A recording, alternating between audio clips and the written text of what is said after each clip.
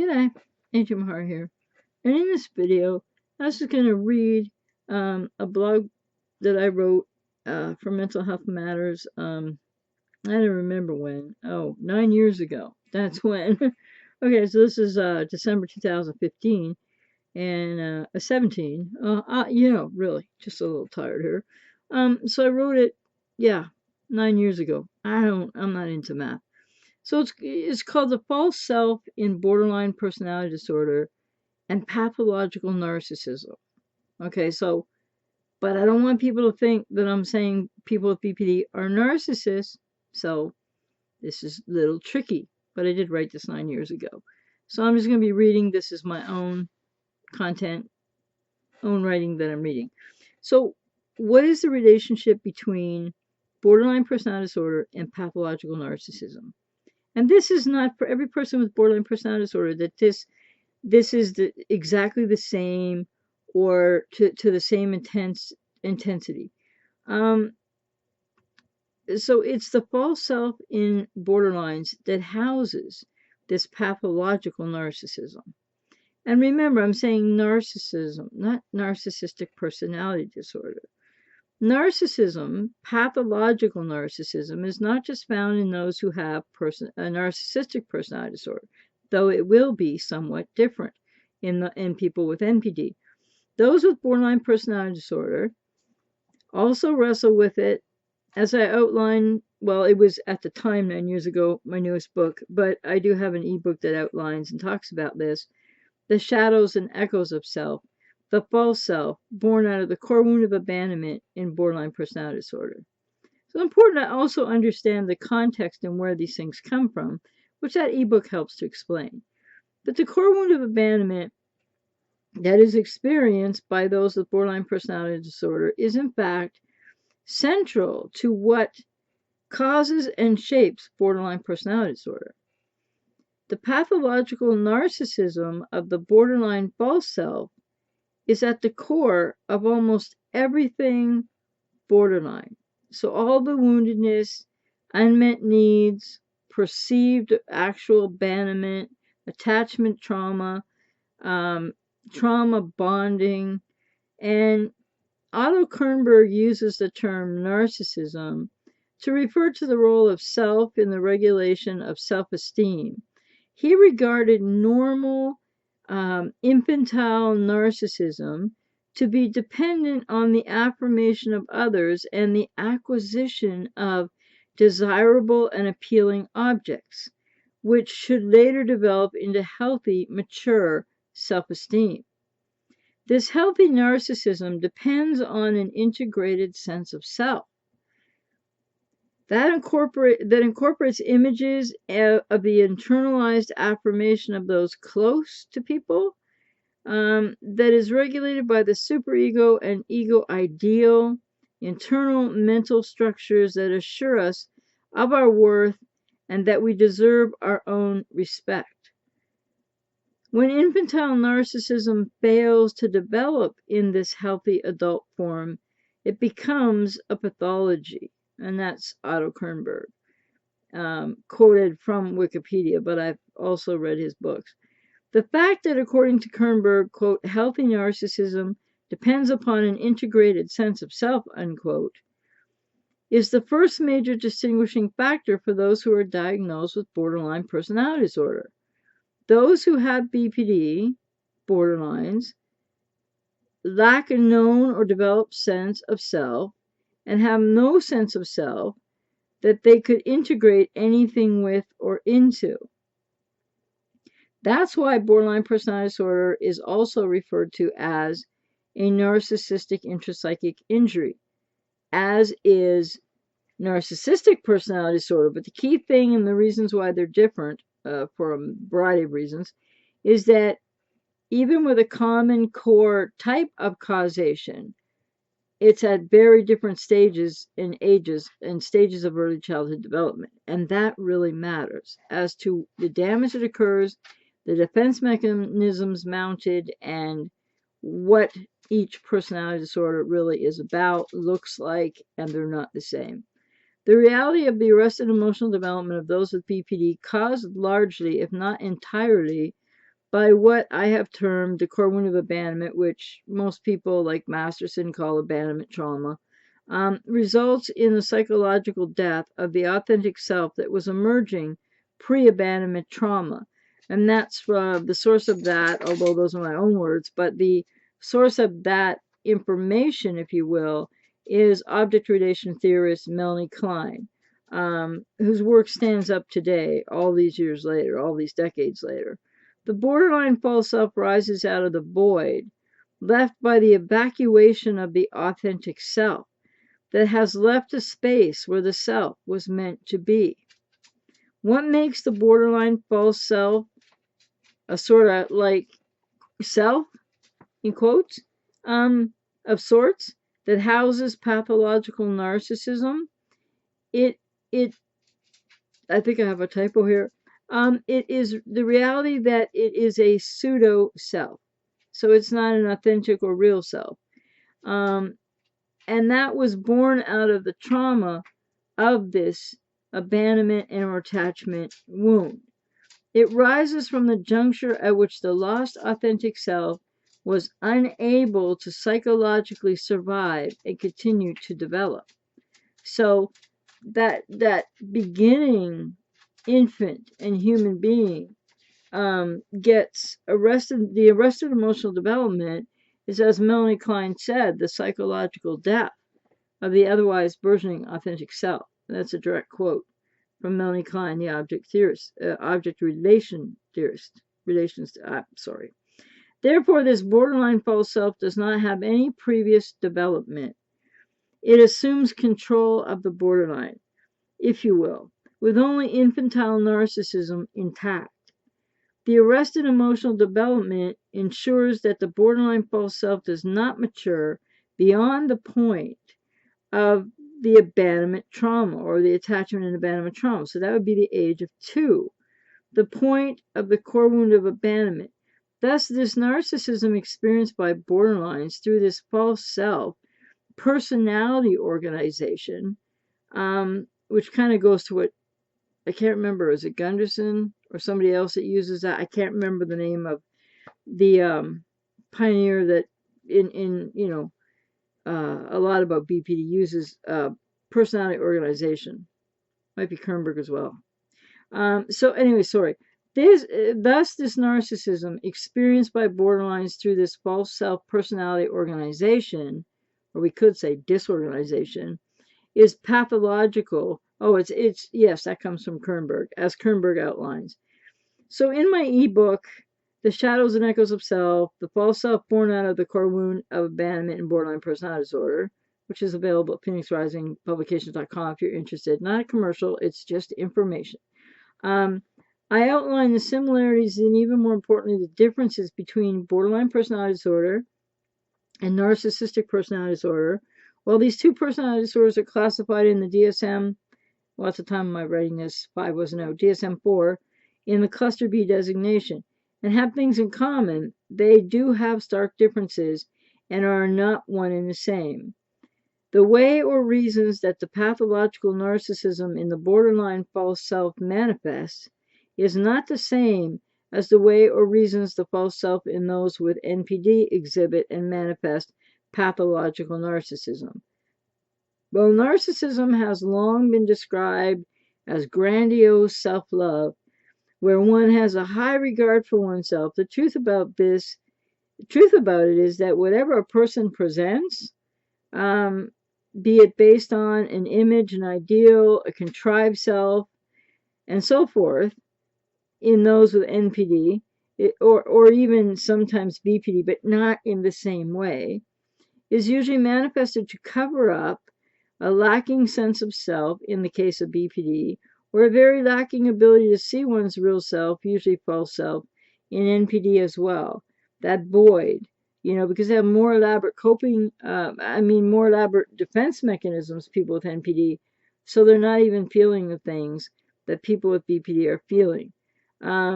Those with NPD need to keep their image of self intact no matter what, and no matter how far from the truth of who they would be if they knew, that their image of self is, the grandiose self. Borderlines, on the other hand, lack a known self. Well, so do narcissists, but don't know who they are, and they aren't sure what they like or don't like, need or want, or don't need or want. They feel as if they do not exist unless there is someone, which in object relations theory is just called an object, to project the self, or lack thereof, such as it is, onto. For the borderline, narcissistic supply offers assurance of actual existence and is often a way for the borderline false self to rid itself of excesses of anxiety and or neurosis. Okay, so but I want to be clear that when I'm talking about this borderline false self and alluding to pathological narcissism and narcissistic supply, it is still not the same as the same used terminology in narcissistic personality disorder. The getting rid of borderline abandonment depression, abandonment trauma, is temporary and therefore must be attended to almost constantly. And I will add, it's very much a subconscious process in most people with BPD's cases. Most borderlines, until and unless they make progress in therapy, are afraid to be alone. Not all, but most. And don't know how to tolerate the distress that being alone or the fear of abandonment and a rejection produces. And sometimes they don't even know that's what it is. Therefore, the pathologically narcissistic borderline false self is always on the prowl for other, but not the way that narcissists target, okay? Other to the borderline is essentially the narcissistic supply required for the borderline to feel real. So it's more like the urge to merge. It has a lot to do with codependency. It has a lot, which is pretty much part of BPD as well. But people can be codependent without having BPD. But so it's required for borderlines to feel real. They need object other to project onto and to live through as an extension of self in a much different way than narcissists do it. Borderlines who have not had success in therapy live in the absence of a known self. That means that when they are alone, they are likely to be, in one way or another, to one extent or another, and unbeknown to them consciously, re-experiencing their original core wound of abandonment or abandonment trauma. The core wound of abandonment is a narcissistic injury or wound and an emotionally arrest development. The development of the authentic self, leaving a vacuum that gets filled by a false self, the borderline false self. A protective self, some call it a defender, that uses what are known as narcissistic defenses to defend against what is essentially the recapitulation of the original abandonment trauma that, for all intents and purposes, created this false self in the first place. The borderline false self houses pathological narcissism. Most people with BPD are not aware of the level of their narcissism. So the false self, and this is the false self, remember, this is not people with BPD, their actual self, and they're not narcissists. This false self narcissism in BPD is all about protecting the borderline from the original pain, as I said, of the core wound of abandonment. Pain that for most with BPD is often something that they are not consciously aware of. It is pain that is abandoned pain. So it's not the goal or agenda of the false self to be aware. It exists to protect in a way that, ironically enough, perpetuates borderline personality disorder and cognitive distortions, rage, or silent withdrawal, turning inward, and many other borderline sort of ways of being. They continue to rupture most, if not all, of the borderline's attempts to relate to others. It ensures that whatever relationships may continue to do, it ensures that whatever relationships may continue, do so in unhealthy or toxic ways. As I experienced it when I had BPD, the central battle for change and recovery when one is borderline revolves around the degree to which the borderline can become increasingly aware of this false self and its pathological narcissism and its narcissistic defenses. And I just want to stress again, not the same as the narcissism or the narcissistic defenses in those with narcissistic personality disorder. It is this awareness coupled with the practice of mindfulness and radical acceptance, along with all the other wonderful dialectical behavioral training skills, among other things, pioneered by Dr. Marshall Linehan, that are most effective at creating an internal environment inside of each person with BPD in which they can learn to face, accept, and tolerate the awareness of this false self and the abandoned pain of one's original core wound that perpetuates the repression of the borderline's lost authentic self. Once this hurdle is surpassed, the road to recovery is at hand, and it involves the quest and journey that is the finding and reclaiming of the borderline's lost authentic self. Underneath everything borderline, the reality that I came to discover in my recovery in 1995 really wasn't all that complicated. It was difficult and harrowing at times, yes, but really not such a mystery after all. The journey of my ebook, The Shadows and Echoes of Self, the false self born out of the core wound of abandonment in borderline personality disorder, is one that points to one of the most central and pivotal milestones of what can be an incredible journey with pain, yes, and struggles, but an incredible journey, namely coming to understand and acknowledge and be aware of one's pathologically narcissistic false self. That means to the process, and what that means to the process of recovery from borderline personality disorder.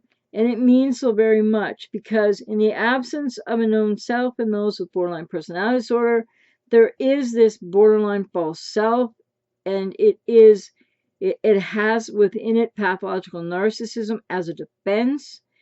And that's what you'll see when they're triggered and emotionally dysregulated. It's not like this narcissistic presentation. It's the way I'm using the word pathological narcissism with BPD, that's about the defense of narcissism, not the targeting, triangulating, gaslighting, what narcissists do. And the other thing that's really important about this, and as I've written about in the Shadows and Echoes of Self ebook, is that there are clearly delineating lines, as I've said before, between BPD and NPD. But the other thing about borderline personality disorder that often people with it don't realize consciously is that there is a lost part of self that also sometimes comes into the lead in a triggered emotional dysregulated way. So the person with BPD will become very young-like, very childlike emotionally, very sort of needy or very angry or whatever the presentation is. And so what happens with people with BPD a lot, they don't know who they are, and the self got arrested around the age of 2. So then the borderline false self rises up to defend and to continue survival of this being who now has no self and this woundedness. And then so what happens is when they're triggered, it's either going to be the borderline false self and that narcissism as a defense that comes out and rages or withdraws and turns inward in the case of the quiet borderline and punishes self. It's a very punishing reality because it's also a very defending one of the base of survival of how do people with BPD psychologically survive without a self. So the borderline false self plays a big role in that, but it also has a lot to do with blocking more awareness that people with BPD need to learn to be able to engage therapy and get the treatment they need. And so the other thing is the presentation in dysregulated emotion and triggered dysregulated emotion of the lost self, the fragment, or so the lost self, the borderline self, or the repressed, sort of dissociated from inner child in borderline personality disorder. So borderline personality disorder basically is ego fragmentation. And what does that mean? A part of the ego falls away, is lost, is psychologically killed, but the seed remains in that fragmented part it's associated from, and that's what's so painful. And so people need to realize, if they have BPD, they don't realize this yet, and there's other ways people put this, I think, but this is the way that I learned after my recovery to describe it, is so you get triggered and you go back to a young wounded place, and that's the fragmented, lost, sort of quote, psychologically killed, otherwise what was going to be your authentic self part of self, which is really the inner child, lost, associated from inner child. And so that's why there's all these shifts and like lack of awareness of how people are with BPD are relating to others, because others become object of the representations of a wounding parent, or some wounding parent or another wounding person in their early childhood, because they don't have a self object to kind of like live out of, or connect, or relate from in a consistent way. So without that self object, they latch on to the other object relation, representation, sorry, which is why there's a vast difference between BPD and NPD, because people with BPD are reaching out for object other. They're really reaching in and away and back to the past in a dissociative way for that lost authentic self, which the seed of which is housed in the inner child, which is the fragmented part of ego, and the part that psychologically was killed, as Melanie Klein puts it, by the abandonment or attachment trauma. And so I define a lot more about this book in the book, The False Self in BPD, and the longer subtitle, at phoenixrisingpublications.com. But even what I've said here, which is based on Kernberg's borderline personality organization and this pathological narcissism in the borderline false self, it's not the same as narcissistic personality disorder at all. And it is not as recognizable or as intense in all people with BPD as some. And so what's really important about this in total to understand, and especially for those who have BPD, is that you don't know who you are, so you're feeling helpless and powerless and out of control a lot. And overcompensating is the borderline false self. And this false self is maybe who you start to think you are, but it's not who you are. Or many people adapt the identity of borderline personality disorder. They'll say, I am a borderline. That is incorrect. That is misleading. That is not helpful, because you are not you might have borderline personality disorder, but that is not your identity. But the false self will cleave to that as an identity, because the false self in this process, and I explain this much better, I think, too, much more detail, in an audio program I have available at phoenixrisingpublications.com called Getting in Touch. I think it's something else. I can't remember the beginning of the title. Getting in Touch with the Inner Child in Borderline Personality Disorder, which is essential. And that audio may be helpful to many people. So I'll probably link those under the video. But so anyway, that was just an article, and I added just, some things off the top of my head here. But that was an article that I wrote 9 years ago. And, I'm seriously not going to do that math in my head right now. But it's one way of expressing it that's a little bit more probably clinical sounding. And I just am a little concerned that I don't want people to think, aha, so you see borderline personality disorder is narcissistic personality disorder. Not at all. They both personality disorders have a core in different ways of narcissism. But in people with BPD, that is in the false self, and that is a total protective mechanism, and it's not who they really are. Anyway, I hope that wasn't too confusing, and I hope it was helpful.